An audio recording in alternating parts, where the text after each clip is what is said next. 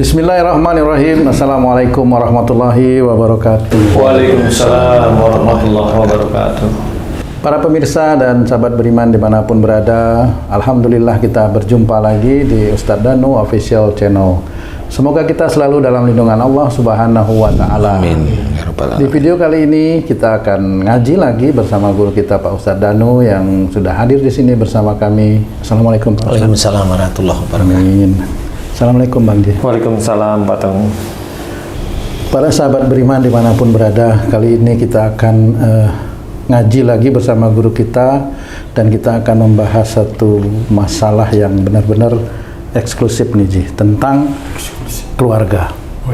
Nah, Pak Ustadz, kebanyakan kan kita menginginkan keluarga itu baik-baik saja gitu. Tapi ada juga beberapa yang akhirnya situasi di dalam keluarga itu menjadi seperti broken home gitu ya. Nanti si anak entah melakukan apa, si suami, si istri akhirnya berantakan, tidak jelas. Jadi sebenarnya keluarga yang baik yang nanti diharapkan di akhirat oleh Allah, itu yang seperti apa sebenarnya Pak Ustadz? Iya. Bismillahirrahmanirrahim. Assalamualaikum warahmatullahi wabarakatuh. Waalaikumsalam warahmatullahi wabarakatuh. Amin ya rabbal alamin. Alhamdulillah. Jadi memang banyak sekali masalah-masalah keluarga ini yang menjadikan bencana, sangat banyak sebenarnya. Iya betul Pak Ustadz. Jadi sampai pun umpamanya ada keluarga yang memang kelihatannya di depan orang lain itu tidak seperti bencana, tetapi itu bisa menjadikan hati salah satu pasangannya tersakiti, bisa. Cuma karena pasangannya tersakiti itu tidak mau pisah umpamanya, sehingga itu menjadikan gambaran lain dari penilaian Allah istilahnya. Jadi kalau memang keluarga itu hanya bagaimana keinginan orang tentang keluarga, ya menurut dia sendiri sebenarnya. Loh kok menurut dia sendiri, menurut orang sendiri ya gitu. Orang itu punya nafsu kan gitu ya. Jadi dia menikah itu kadang-kadang hanya melengkapi nafsunya. Melengkapi nafsunya. Ya, jadi melengkapi nafsunya menikah. Jadi ada orang yang menikah karena Allah, ada. Nah, kalau menikah karena Allah ini banyak hal yang harus dipertimbangkan. Yang paling nomor satu adalah ku anfusakum wa alikum naro, jaga dirimu dan keluargamu dari api neraka. Dari ayat ini di breakdown banyak ayat ya, mulai dari diri kita yang belajar agama, kemudian mengaplikasikan dari pelajaran agama, walaupun kita belum bisa sempurna, tetapi kan kita coba jaga yang baik yang sudah kita kerjakan itu kita jaga dengan istiqomah tersebut. Nah, kalau mamanya itu sudah kemudian harus pada pasangan, kalau kita itu sebagai imam ya pasangan harus kita nasihatin. Nah, dalam memberikan nasihat kepada pasangan bukan pengetahuan agama kita terapkan pada pasangan kita langsung, boleh sebenarnya, tapi dilihat pasangannya itu nurut apa, ngikut apa, bagaimana. Kalau tipikalnya pasangan nurut, kemudian kita ngasih taunya ya nyaman, enak, pasangan kita pasti mau, insya Allah ya, insya Allah mau. Kemudian dari sisi tanggung jawab kita sudah berikan, kemudian mendidik pasangan ya sudah diberikan dengan kalimat-kalimat yang tidak menyakitkan hati, insya Allah pasangan kita mau. Nah, pada saat memberikan keilmuan agama pada pasangan yang tipikal pasangan itu emosional, ya nggak segampang orang yang nurut. Biasanya seperti itu. Karena orang itu juga maunya, walaupun dia nikah kelihatannya itu halal, tetapi dalam kehidupan sehari-hari ya bisa sendiri-sendiri, bisa sendiri-sendiri gimana. Jadi umpamanya ya suami itu bagaimana ceritanya, istri bagaimana ceritanya, ketemunya cuma di tempat tidur umpamanya. Oke-nya itu di tempat tidur. Sehari-hari nggak bisa oke. Sehari-hari nggak bisa oke, masalah makanan bisa ribut, masalah keluar dari rumah bisa ribut, masalah anak bisa ribut. Nah itu karena apa? Karena di dalam keluarga tersebut itu tidak menggambarkan ciri Islami kalau menurut saya.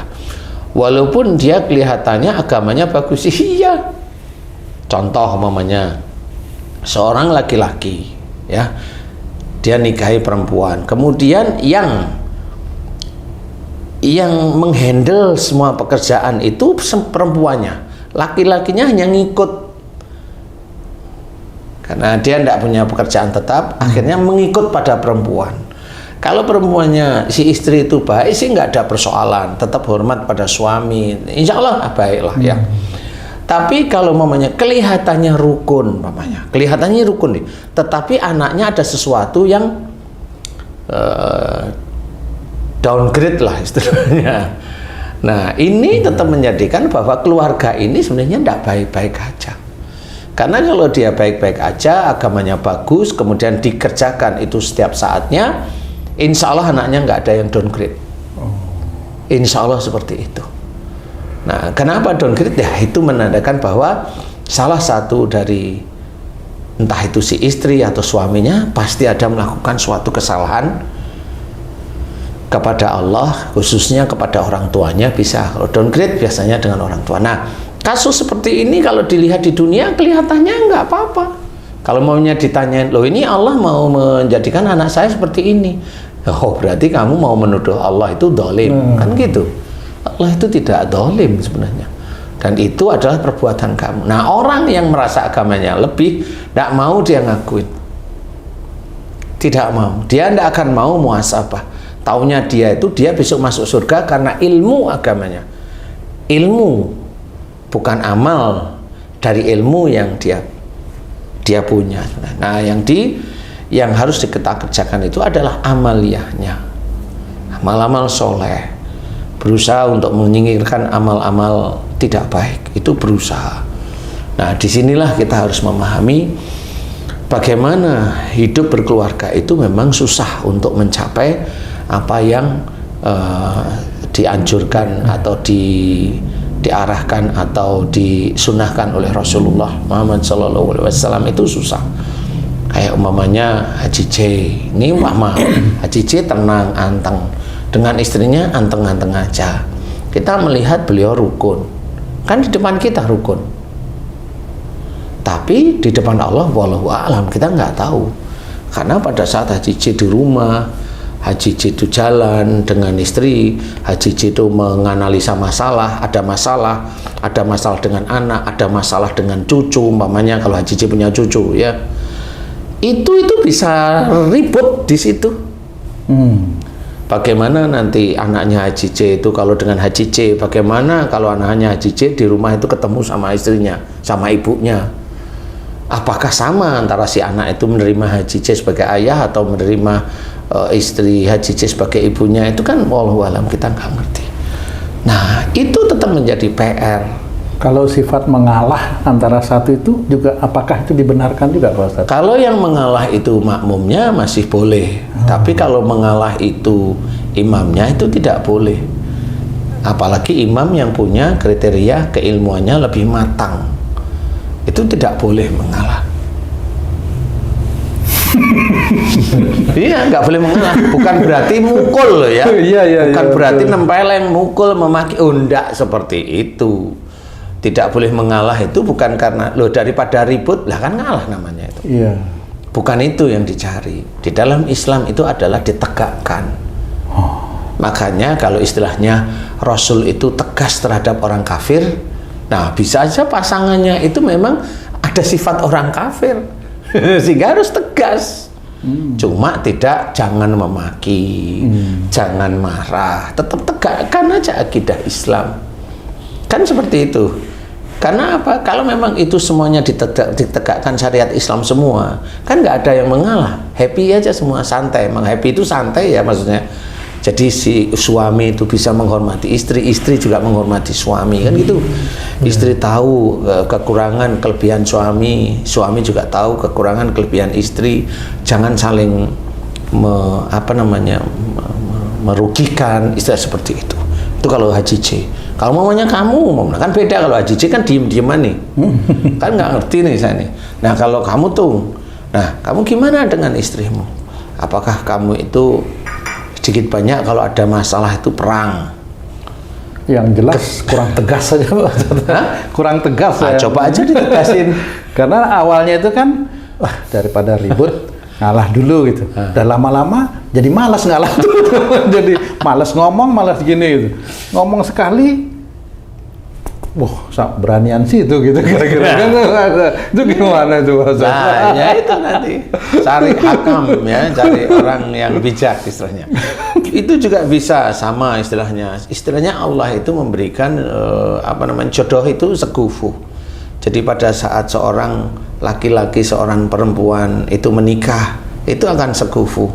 Nggak taunya si perempuan ini dia mencoba untuk belajar agama dengan agak lebih tekun, agak lebih serius.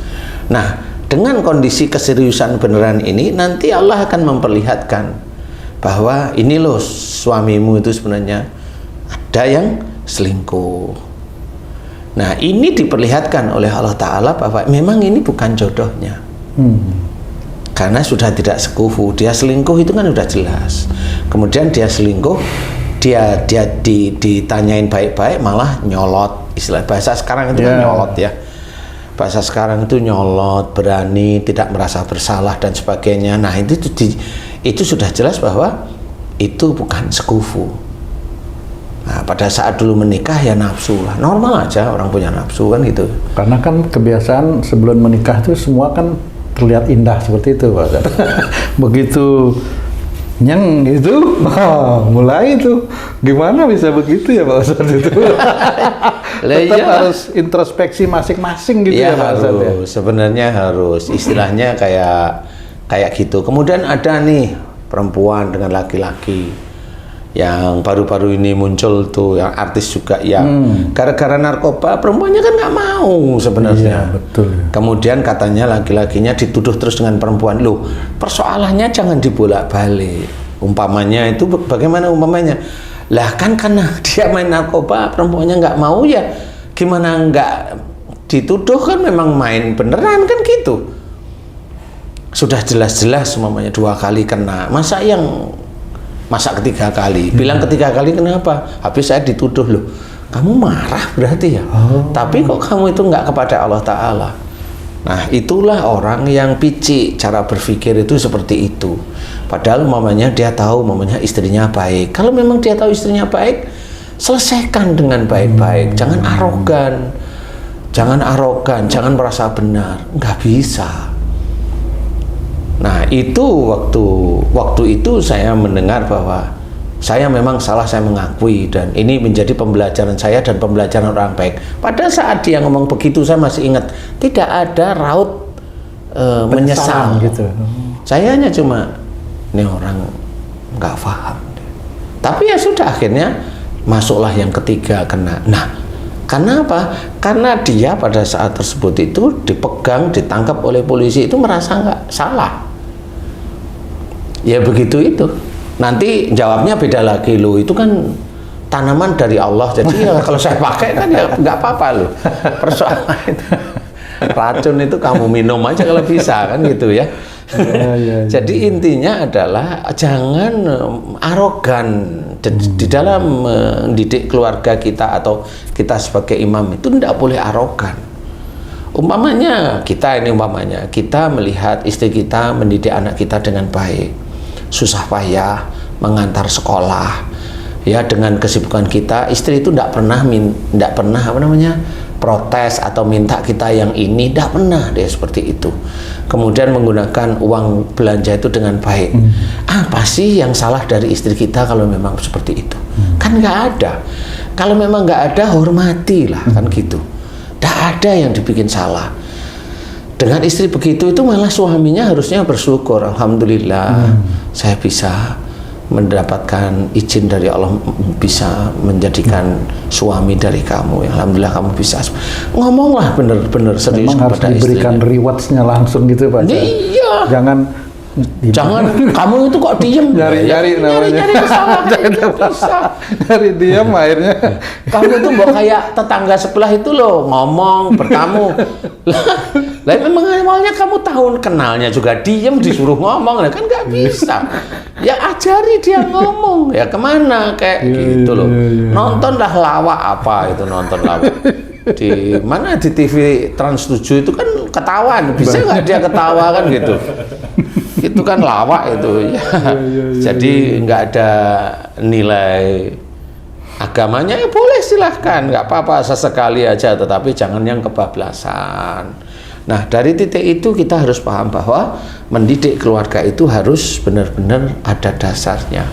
Walaupun kita imam, walaupun kita yang mencari rizki atas izin Allah, walaupun kita bisa memberikan rizki kepada istri, pada anak-anak, apakah dengan bisa memberikan rizki ini kita menjadi arogan, menang-menangan, menekan istri, menekan anak, harus begini, harus begini, harusnya sudah benar begini, tapi bapaknya itu ngajari enggak? Tuh,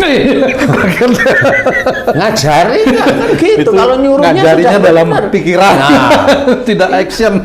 sama, kan harus ngajari. Gini loh, kan gitu. Iya, betul. Istilahnya itu kalau bapaknya itu ya ahli bela diri itu kan ngajari anaknya ahli belajar bela diri kan diajari. Nanti kalau sudah ini diajari jangan begini mamanya.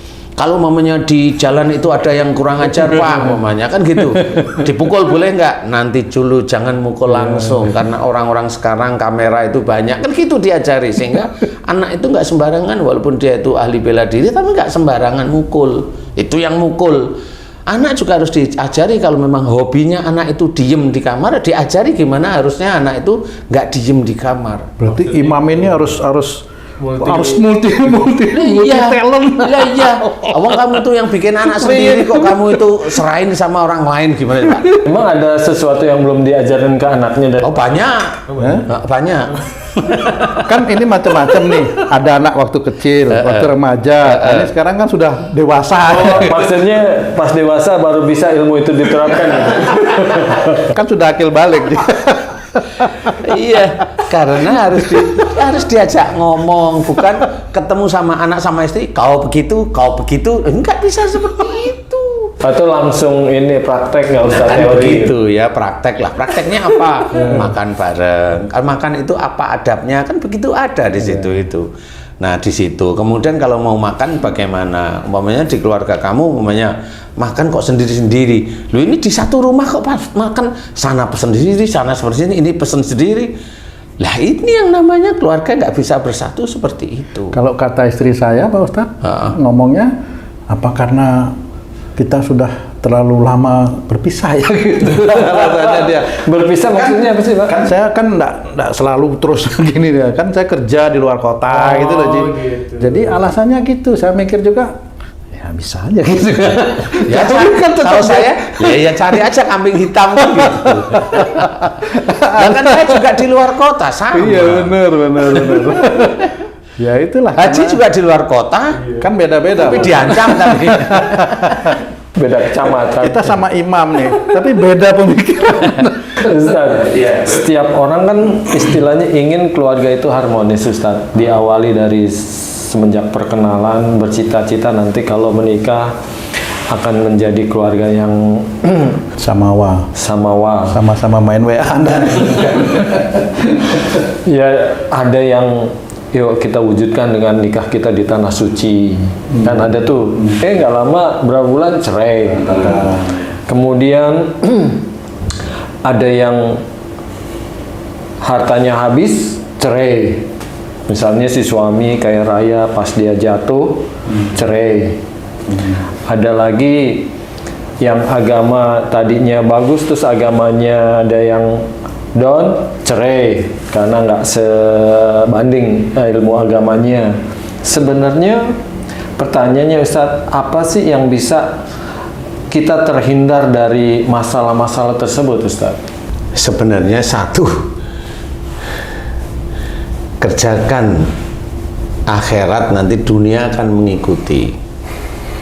Jadi ayat dalam Quran tersebut itu adalah kita dekatkan kepada Allah Ta'ala bukan hanya cuma sholat saja, bukan hanya cuma puasa saja, bukan hanya cuma belajar Quran, bukan hanya cuma belajar hadis, bukan hanya cuma itu, tapi kerjakan. Nah, di titik mengerjakan ini jangan ada ego. Kalau kita ada ego, tetap nanti ada minus nilainya di hadapan Allah Ta'ala. Nah, di titik ini, kalau memang kita itu niat mengerjakan benar karena Allah Ta'ala, insya Allah ayat-ayat itu akan nempel di sini setiap hari. Nempel di sini. Dan kalau kita mau ujub, mau riya, mau sombong, itu malu. Walaupun itu hanya cuma ngobrol aja malu.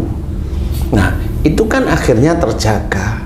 Nah, terjaganya kita dengan seperti itu dari Allah Ta'ala, tetap nanti Allah akan memberikan keluarga itu seperti itu.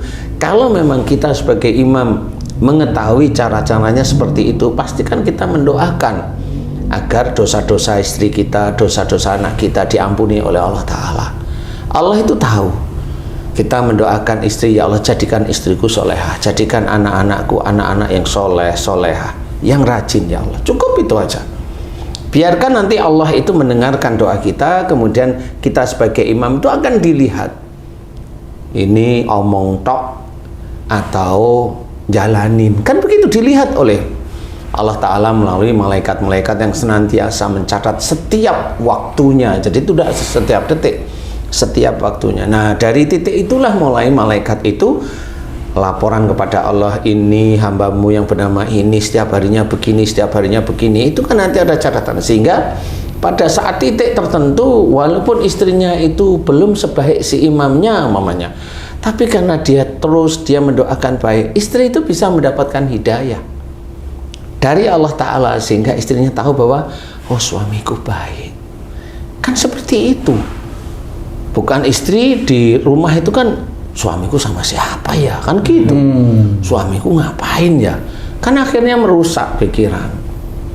Jadi tetap itu karena hidayah Allah Ta'ala, sehingga di dalam bersuami istri itu nanti akan ditemukan suatu ketika si suami naik daun nih, rezekinya bertambah nih, si istri merasa tenang, dan kemudian si suami itu tetap istiqomah, dia bersyukur bahwa rezeki semua ini pemberian dari Allah Ta'ala.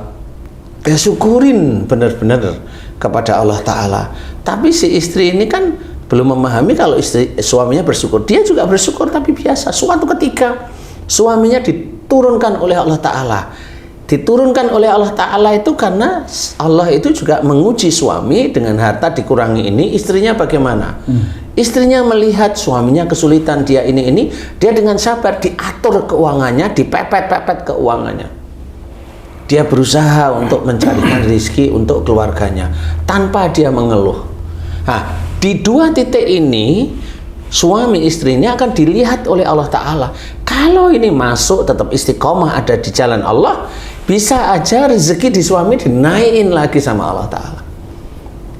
Lulus keluarga ini dari mulai biasa dinaikkan, dia tidak ujub, tidak riak, tidak bangga, tidak sombong, kemudian diturunkan oleh Allah Ta'ala agak mepet-mepet di bawah, diturunkan 1 bulan, 1 tahun, 2 tahun, 3 tahun, masih aja tetap baik. Dan istrinya menjaga kehormatan suaminya walaupun dalam kondisi agak kekurangan, agak ya, dia tidak cerita dengan temannya, wah suamiku sekarang ini, wah aku harusnya besok begini, harusnya saya ini, oh saya kemarin kenalan sama laki-laki, gimana kalau saya terima? Itu banyak sekali cerita seperti itu, sehingga itu akan merusak keluarga. Nah, di titik itulah semuanya dinilai oleh Allah Ta'ala. Nah, dinilai oleh Allah Ta'ala nanti lulus atau belum lulusnya, nah Allah yang tahu. Sehingga dari titik itu mulai suami istri mulai paham. Kan sama seperti mamanya artis yang kemarin itu istrinya udah mulai naik, kan gitu ya, suaminya selingkuh mamanya, selingkuhnya aja istrinya tahu. Nah, bukan suaminya itu menjadi lebih baik, tetapi malah eyel-eyelan sendiri. Nah, akhirnya di situ diceritakan juga bahwa si istri memang sudah tidak sekufu. Maksud saya si suami sebenarnya tidak sekufu dengan istri. Ya udah, kalau itu bisa, monggo silahkan. Kalau memang si suami sudah tidak bisa menjadi imam, monggo. Jadi bukan ayel-ayelan. Nah, suami ya seneng, nanti dia yang seperti itu dia akan terpuruk biasanya. Dia akan terpuruk. Biasanya ya. Kemudian ada yang satu lagi istrinya membaik, ininya membaik, narkoba. Iya. Lah itu juga sama, sampai kedua kali, sampai ketiga kali narkoba. Kalau istri mau bisa, mau silahkan, itu yang lebih baik. Ya, itu memperlihatkan bahwa memang itu tidak sekufu. Kenapa? Suami juga nggak paham kalau istrinya itu sayang sama dia, enak aja dia seneng-seneng, ngosongin pikiran apa dan sebagainya. Nah, itu salah siapa? Ya salah milihnya dulu sebenarnya, sehingga itu akan diuji. Jangan merasa kalau mamanya mendapatkan suami seperti itu terus merasa benar. Nanti dulu, belum tentu juga. Karena pada saat seseorang menjalankan, dia melakukan nyunah istilahnya, mengerjakan sunnah-sunnah Rasul semampunya, jangan dengan hasil seperti itu merasa dia sendiri benar. Enggak boleh juga, itu namanya bangga dengan dirinya. Enggak boleh, tetap itu jalankan. Itu sebenarnya ujian yang dimunculkan oleh Allah Ta'ala dari perbuatan orang-orang itu sendiri. Berarti itu musibah itu ya dari situ. Ujian yang diambil, ujian wujudnya musibah yang diambil dari perilakunya. Jadi ujian itu seperti itu. Ada ujian yang diambil dari imannya, ya ada. bukan ujian dari Allah gitu, bukan itu Pak Ustadz? Ujian dari Allah, semua ujian itu pasti dari Allah. Maupun diambil, dilihat dari imannya, itu tetap dari Allah. Maupun diberikan musibah karena perbuatan, ya itu dari Allah, karena Allah mengizinkan. Seperti itu. Jadi ujian itu tetap ada dua, yang diambil dari imannya dan diambil dari kesalahan atau dosa-dosanya. Jadi jangan merasa bagus, kemudian ada ujian yang ujian dari Allah Ta'ala yang bagaimana? Umpamanya dia usahanya itu ya biasa-biasa aja, nggak terlalu kuat, nggak ini rezekinya melimpah, itu dari Allah Ta'ala. Itu bisa aja yang namanya istijraj. Nah, seperti itu. Kelihatan suami istri rukun, itu kan nggak tahu kita itu sebenarnya di dalam keluarganya bagaimana, kan nggak tahu. Kelihatan aja biasanya, kelihatan rukun. Nah, di titik itulah kita harus waspada bahwa jangan merasa hebat dengan keluarga kita, nggak usah. Keluarga ini tetap titipan dari Allah Ta'ala yang harus kita lakukan ujian demi ujian. Kan seperti itu. Ada anak mamanya 2 atau 3. Yang satu anaknya itu pandai, yang satu anaknya itu kurang pandai, bukan bodoh ya, kurang pandai. Nah, biasanya yang sering dipuji-puji itu kan yang pandai. Bener gak sih? Manusiawi. Nah, iya. Nah, itu kalau itu diomongin terus setiap hari, itu kan orang tuanya itu membuli anaknya sebenarnya. Betul. Jadi bulian itu bisa dari keluarga. Sudah sejak dini sudah muncul sejak dini itu sudah dibully itu. Nah, ini yang orang itu tidak pernah tahu. Dan itu dilarang oleh Islam, itu dilarang. Makanya anak itu diporsinya. Yang pandai boleh itu hanya cuma diawasi, yang kurang pandai dididik. Kan begitu. Dan sama-sama sayang. Yang pandai tetap disayang, yang kurang pandai pun disayang. Nggak ada yang kurang. Karena apa? Biasanya anak yang pandai itu biasanya besok itu lupa sama orang tuanya. Apalagi kalau yang sudah dibangga-banggain sama orang tuanya sejak SMP itu, dia tunggu aja nanti kalau dia sudah nikah atau dia sudah kerja, bisa kok dilihat. Tetap akan menguji di dalam keluarga itu. Iya, karena anaknya terlalu dibangga-banggain, padahal pinternya anaknya itu kan titipan dari Allah Ta'ala, menguji orang tuanya. Kan seperti itu. Jadi tidak boleh. Jadi makanya seorang muslim yang belajar taat pada Allah Ta'ala itu rumit. Harus satu persatu, ayat demi ayat kita harus kerjakan. Harus satu persatu hadis di dalam kumpulan hadis sahih itu memang harus kita terapkan. Jadi nggak bisa Umpamanya seseorang itu menikah terus selesai di titik itu, nggak bisa. Makanya banyak yang kocar kacir itu ya di situ. Selesainya itu bukan karena punya anak atau ndaknya itu Pak Ustadz ya. Iya. Tapi perilaku keseharian ini yang harus itu yang harus dijaga terus menerus ya. Kita sebagai imam ya harus dijaga. dan itu bisa membuat rezeki naik turun seperti itu Pak Ustadz. Insya Allah salah satunya kan itu. Kalau memang dia ada ujub, riak, sombong, itu nanti kalau dia sudah sombong terus rezekinya itu ngalir terus, itu istidrat. Mudah lah istilahnya. Nah, kalau mamanya dia ya kurang mendapatkan rezeki tapi kelihatannya sholat, oh bukan dari imannya, belum tentu itu dari imannya. Bisa aja itu sehari-hari dilihat aja. Kalau ngomong dia memang ibadahnya kuat, tapi kalau ngomong, oh dia ngomong kok besar melulu nih yang dia omongin, kesombongan lah, walaupun tidak kelihatan sombong. Ya nggak dititipin rezeki, walaupun dia sholatnya tekun, nggak dititipin rezeki. Karena orang ini termasuk yang nggak amanah. Jadi kalau dia itu dititipin rezeki, hancur nanti imannya. Nah, bagi saudara kita yang lain, itu dia diselamatkan oleh Allah Ta'ala. Ya, disayang. Masih diuji aja, karena masih hidup. Tidak terus disayang di titik ini tuh selamanya disayang. Oh, nggak bisa. Oh iya. Nggak bisa. Karena dia akan menghadapi ujian demi ujian setiap harinya. Kalau memang dia di sholat dia bagus, di hafalan dia bagus, tapi dia itu ngejek saudaranya yang lain, dia merendahkan saudara yang lain, dan dia sombong dengan apa yang dia dapatkan, tidak bisa. Tidak bisa seperti itu. Nah, orang tidak melihat, tidak banyak melihat yang seperti itu. Nah, bagi manusia yang dilihat adalah kelihatan kaya, yang dilihat adalah artis-artis, orang-orang yang kelihatan memberikan, itu dilihat ini, tapi dalam kesehariannya tidak menyentuh hal-hal yang berbau islami, hanya kelihatannya islami tetapi tidak menyentuh. Seperti itu. Nah, ini kita harus waspada. Jadi mamanya kayak kamu punya tanggungan dengan istri, dengan anak. Iya benar, ngomonglah di depan istri, di depan anak-anak kamu sebagai imam. Coba ngomong sebagai imam ini, jangan saya imam kamu harus nurut saya. Loh ya bukan seperti itu. Kecuali waktu sholat ya Pak Ustadz. Nah, itu ngikutin. Iya. Ya nggak bisa seperti itu. Tetap harus belajar ya, walaupun sudah seperti saya udah bangkotan. Lah iya. Lah wong kamu itu pensiun, tahu nggak kamu pensiun? Pensiun itu, untuk pensiun itu harus belajar loh. Tuh. Iya loh. Belajar apa? Belajar tidak pensiun namanya. Dari apa nih? Hah? Dari apa? Ya, karena dia belajar diterima, akhirnya pensiun dia. Makanya itu tetap belajar pensiun itu. Nah, seseorang yang diberi Allah istidrat, kekayaan yang berlimpah walaupun orang tersebut jauh dari agama, kemudian dia berubah menjadi baik, apakah istidratnya ditarik atau ditambah, Ustaz? Biasanya ditarik, biasanya dikurangi terus sama Allah Ta'ala. Karena memang bener-bener nggak dia itu mulai baik beneran, dikurangi cat ya. Dikurangi sama Allah Ta'ala sampai nanti dia itu bingung, saya kok nggak punya apa-apa sekarang. Nah, nanti mulai dia berpikir manusia normal atau dia tetap sujud kepada Allah Ta'ala. Itu pilihan.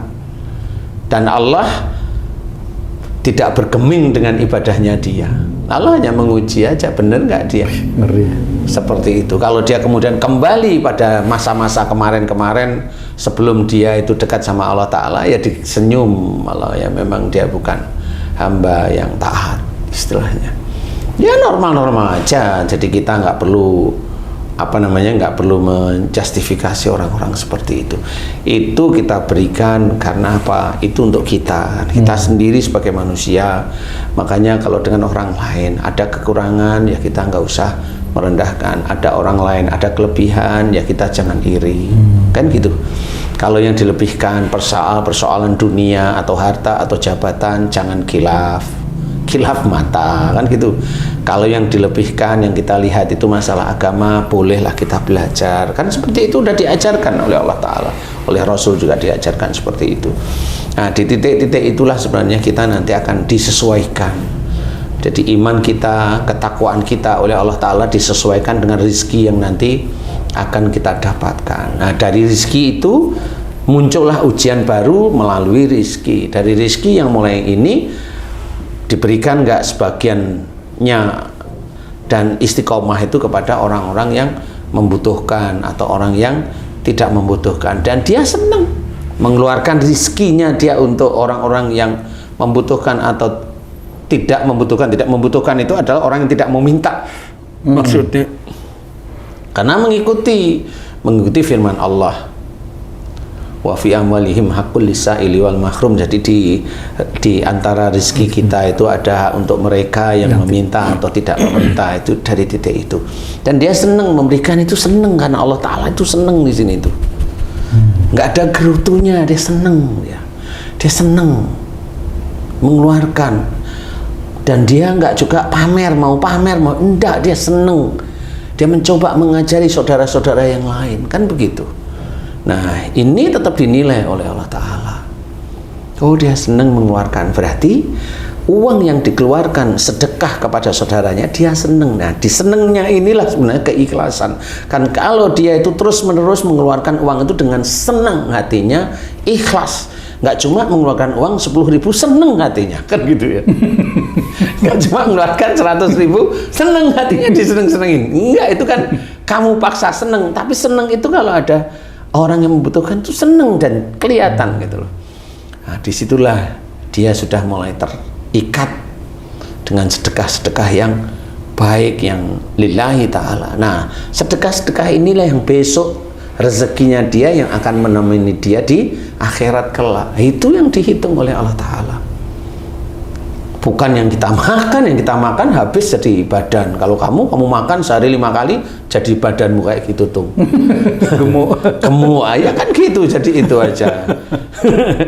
Kalau yang ditinggalin manusia, mamanya besok kamu ini uangnya ada, mamanya itu jadi rebutan anak istrimu, kan begitu aja. Siapa yang mau nemenin? Sedekah-sedekah kita yang kita berikan kepada orang lain inilah terus seneng dia mengeluarkan rezeki untuk saudaranya, seneng dia keluarkan. Siapapun seneng, dia ada seneng, rasa seneng. Nah, itu yang sulit. Bukan mau sombongnya. Kalau sombong kan ada sesuatu yang pasti akan diceritakan nantinya. Tapi dia tidak mau.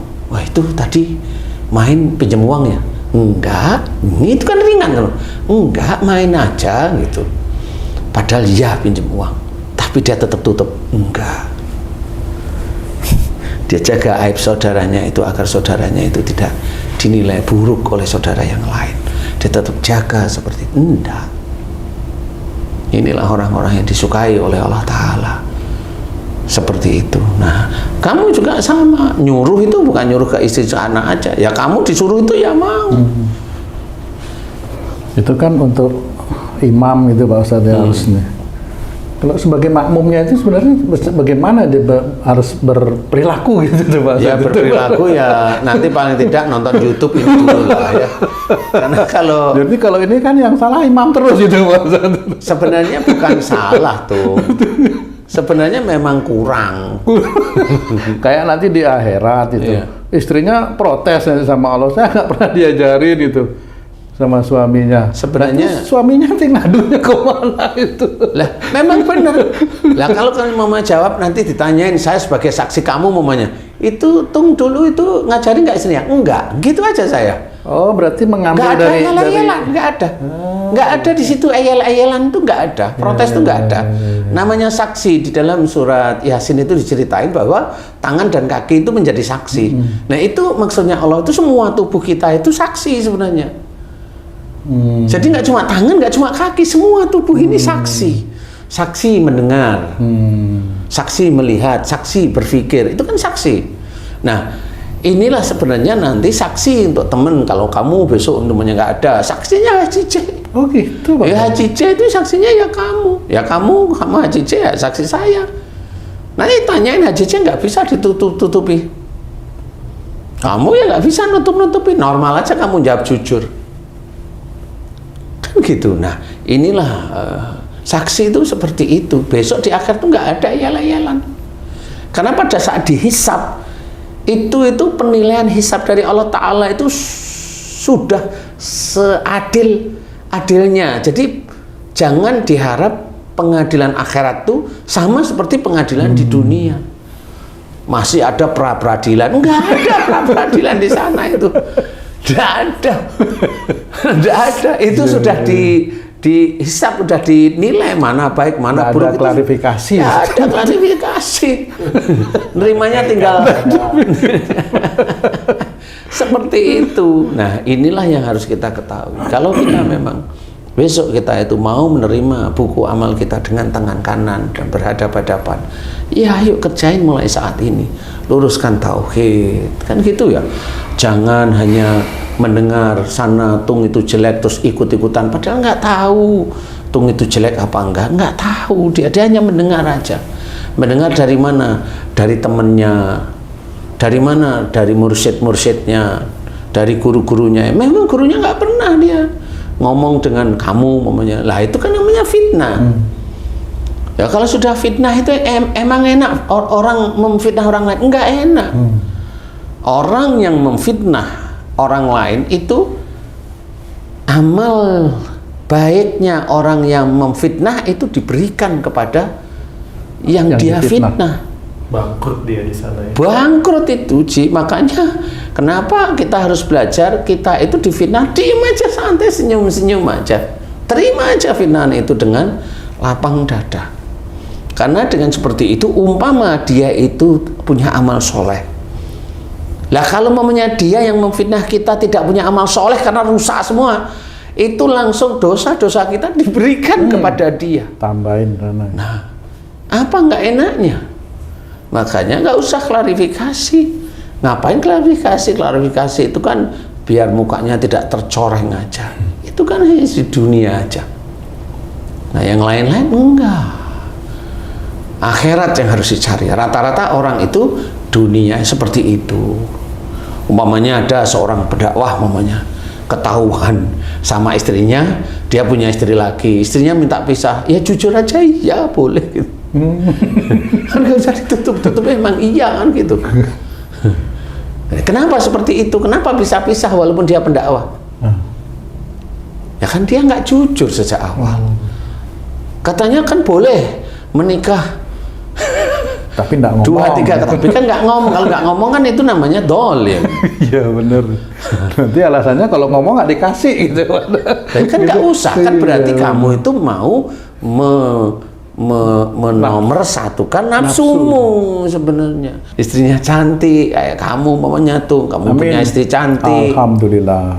Ya alhamdulillah, di rumah ya rajin.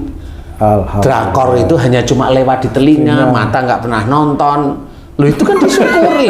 Bukan menomorsatukan ya, apa? Menomorsatukan drakor ya, bukan ya. Kemudian dengan anak-anak dia ngasih nasihat. Kamu pulang, kamu itu kalau orang Jawa itu disubyo-subyo, di apa namanya? Dihargai, dihormati, kan gitu. Ya. Diharapkan nggak? Diharapkan juga. Itu ya disyukuri, punya istri yang seperti itu, syukuri punya istri yang seperti itu. Lah kalau kamu jawab kalau nggak seperti itu, ya tetap disyukuri. Loh kenapa kok disyukuri? Lah kan itu istrimu. Iya. Tetap kembali ke perilaku. Lah iya. Iya gitu. Haji tenang-tenang aja nih Mas. Gimana nih? Kok tenang-tenang aja nih Ji? Kalau Haji J mah takut ketahuan ya. Karena udah ada CC di YouTube, jadi tinggal dipencet bunyi terus itu. Tinggal coaching dan ini nih konseling ke anak. Jadi intinya adalah bagaimana keluarga kita itu betul-betul ngikutin perjalanan Rasul, mengerjakan sunnah-sunnah Rasul, mengerjakan perintah-perintah Allah. Itu memang diawali dari kita. Kemudian kita berikan, kalau dikoreksi dengan istri kita salah, ya ngakulah. Ya, dikoreksi dengan anak kalau salah, ya ngakulah. Lah kalau mamanya anak tahu orang tuanya salah, mamanya kamu salah, dikoreksi nggak mau, kan nilaimu minus di depan anak tuh. Terserah mau cara koreksinya gimana, yang penting terima Pak Ustadz ya. Loh ya kan itu bukan diterima, dengerin dulu koreksinya. Bener kalau sih. memang bener ya sudah diem, ya maafin papa, kan gitu ringan. Tapi kalau kamu itu keras kepala, kemudian emosional, dikoreksi, aku kan papahmu, nggak sudi kan gitu. Ya selesai. Jadi anak-anakmu nanti nggak percaya sama kamu, nggak percaya. Dan nggak percaya itu nggak ngomong sama kamu tuh. Pak, aku nggak percaya sama papa. Enggak, diem aja. Dan itu juga nggak buat dia baik juga kan gitu Pak Ustadz? Nah, sama siapa yang akhirnya ngajarin seperti itu? berantakan akhirnya. Yang ngajarin seperti itu siapa akhirnya? Penyebabnya sih Nah, siapa coba? orang tuanya. Bukan tetangga itu. Ya ayahnya Nah, penyebabnya kan gitu. pinter. Tapi ya salah juga dia gitu. Teorinya kamu itu 10 nilainya sudah. Prakteknya minus 10. Jadi mau ngejar ke 10 itu 20. Aduh berat. Dan itu kalau kamu kerjain tiap hari minus mulu isinya. Lah kapan kamu itu bisa selesai? Nah inilah ceritanya. Jadi keluarga yang sakinah, mawaddah, warahmah ini sebenarnya ya boleh didoakan, tapi kita harus mengerjakan. Harus dikerjakan sehari-hari setiap saatnya. Agar kita dinilai baik oleh Allah Ta'ala, ada di dalam syariat Islam, ada di dalam garisnya sunnah Rasulullah. Sehingga ini menjadikan kita besok itu di akhirat itu diselamatkan oleh Allah Ta'ala. Kalau kamu umpamanya, kamu mengharapkan, wah besok aku di akhirat, kalau aku umpamanya kamu bilang, aku masuk neraka, saya meminta tolong bilang sama Allah, Pak Ustadz, dulu kita ngaji bersama-sama, saya nggak usah nunggu kita itu di akhirat, di dunia ini saya jawab. Lawang Ya betul. yang mempunyai syafaat itu hanya cuma Rasulullah Muhammad Sallallahu Alaihi Wasallam. Nabi yang lain tuh nggak diberi lu syafaat sama Allah Ta'ala. Lah tingkatan kita itu Nabi kagak, Rasul kagak, saudara Nabi enggak, anak ya wallahu alam. Cuman umat Pak Ustadz. Umatnya aja. Ngaku-ngaku masih ngaku-ngaku aja ya. Lah kok bisa ngomong seperti itu, kan nggak bisa. Iya ya, nggak mungkin ya. Itulah yang harus kita ketahui, makanya kita belajar beneran, serius, nggak bisa untuk main-main, nggak bisa sebenarnya. Hati-hati, bener-bener nggak bisa. Berubah ya saat ini berubah. Orang meninggal udah susah. Haji C aja pusing aja udah bingung dah. Kemarin saya pusing, pagi ini pusing separuh kepala saya Ustadz. Ya, yuk ikut yuk makan. Makan ayam 3 tadi. Sehat langsung. Saya tanya, gimana kepalanya Ji? Alhamdulillah sembuh. Oh alhamdulillah. Berarti beberapa hari kekurangan daging. Aduh. Ya makanya cuma sop kasih suwiwi sayap gak mau itu. Makanya kurus aja Ci. Ini lama-lama repot ini. Nah begitulah ya. Jadi kita harus memahami patokan-patokan dalam agama kita harus kita kerjakan. Walaupun kita itu istilahnya belum sempurna di hadapan Allah, tetapi kerjakan terus-menerus. Karena apa? Loh ini waktu itu bergulir. Sebentar lagi ini ceritanya. Ini sudah 2024. Itu 1 tahun sudah. Itu mau ngapain lagi? Seperti itu. Nah, harusnya kita harus belajar, cari guru-guru yang baik, guru-guru yang mengajarkan tauhid, bukan guru-guru yang hanya bercanda atau guru-guru yang memprovokasi atau guru-guru yang merasa kelompoknya benar. Enggak usah. Ya, kalau memang itu muslim, dia syahadat, dia saudara kita. Kekurangan dia tidak apa-apa, didoain aja agar dia diampuni oleh Allah Ta'ala, diberi hidayah. Kalau memang dia nggak berubah, biarin itu urusan dia dengan Allah Ta'ala. Cukup. Dan kita nggak punya pikiran apa-apa. Kita pikirin aja istri, kita pikirin anak, kita pikirin bagaimana kita besok itu di akhirat. Alhamdulillah, mudah-mudahan ini bisa manfaat ya. Wallahu a'lam. Alhamdulillah. Rumit. Terima kasih banyak Pak Ustadz atas ngajinya kali ini. Doakan kami Pak Ustadz, mudah-mudahan kami bisa istiqomah selalu berjalan di jalannya Allah. Amin, amin ya rabbal alamin. Para pemirsa dan sahabat beriman dimanapun berada, demikian tadi penjelasan dari guru kita semua Pak Ustadz Danu mengenai keluarga yang diharapkan oleh Allah. Jangan sampai nanti kita menjadi orang-orang yang merugi di akhirat. Mudah-mudahan kita semua bisa memahami, menjalankan apa yang disampaikan oleh guru kita tadi, yang tujuannya tidak lain hanyalah untuk meningkatkan keimanan dan ketakwaan kita kepada Allah Subhanahu wa taala. Saya Tung pamit diri. Sampai jumpa di video kami yang lain. Apabila ada kata-kata kami yang salah dan kurang berkenan, kami mohon maaf. Wassalamualaikum warahmatullahi wabarakatuh. Waalaikumsalam warahmatullahi wabarakatuh. Alhamdulillah. Alhamdulillah.